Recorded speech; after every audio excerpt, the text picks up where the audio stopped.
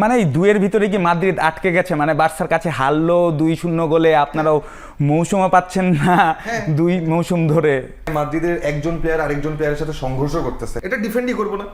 সাকলাইন ভাই, মানে কেমন লাগছে রিয়াল মাদ্রিদকে ঘরের মাঠে হারিয়ে একবারে যেই জবাবটা দিলেন আপনারা, মানে কেমন লাগছে এখন?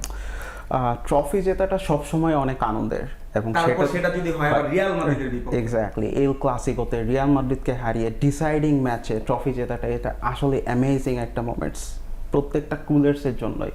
অ্যান্ড এর পাশাপাশি প্রত্যেকটা ফুটবল ভক্তরাও হয়তো অপেক্ষা করে এইরকম একটা ম্যাচ দেখার জন্য, একটা ম্যাচ ডিসাইডিং এল ক্লাসিকো দেখার জন্য, যেটা এখন পর্যন্ত ইতিহাসে হয়নি। এবং আপনার এই অভিজ্ঞতাটা যদি আমাদের সঙ্গে একটু শেয়ার করতেন, মানে গত রাতে কিভাবে আপনারা ম্যাচটা দেখেছিলেন এবং উদযাপন করেছিলেন?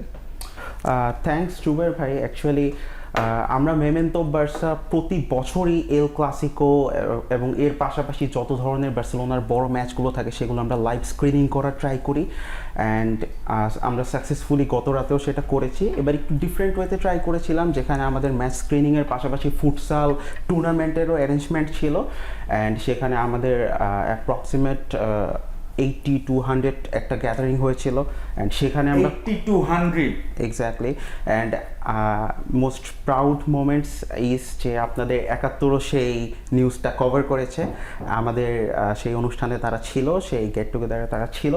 অ্যান্ড এর পাশাপাশি যেই ব্যাপারটা, এতগুলো ফ্যানকে একসাথে বসে একটা একই ছাদের নিচে নিয়ে আসা, একসাথে বসে ম্যাচ এনজয় করা এবং তারপরে ম্যাচটা জেতা, ট্রফি জেতা, এটা আসলেই খুব অ্যামেজিং একটা মোমেন্টস আমাদের জন্য। জি অবশ্যই, নিশ্চয়ই বার্সেলোনার ফ্যানদের জন্য এই মোমেন্টটা খুব অ্যামেজিং। আমরা এখন জানতে চাই রিয়াল মাদ্রিদ ভক্তের মাহি ভাই, আপনার অভিজ্ঞতা কেমন ছিল? উনি তো উনার অভিজ্ঞতার কথা বললেন, আপনার মুখে দেখতে পাচ্ছি যে একটা সংগ্রামের হাসি, অথচ মনের নিশ্চয়ই একটা চাপা কষ্ট আছে।